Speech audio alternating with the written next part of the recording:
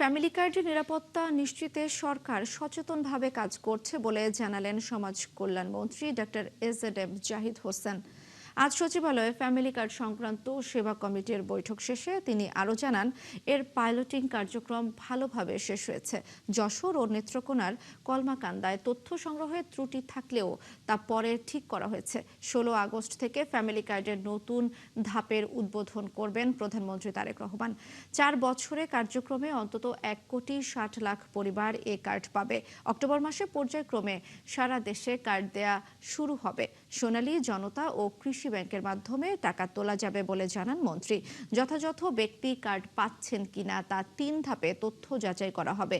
মন্ত্রী বলেন, এই কার্ডের মাধ্যমে দেশের সার্বিক দারিদ্রতা কমে আসবে বলে প্রত্যাশা করছে সরকার। 1,60,00,000 পরিবার হবে। এই 1,60,00,000 পরিবার থেকে আমরা আশা করছি এটা বেশিও হতে পারে। এটা নির্ভর করবে পিএমটি স্কোরিংয়ের ফাইন্ডিংসের উপর।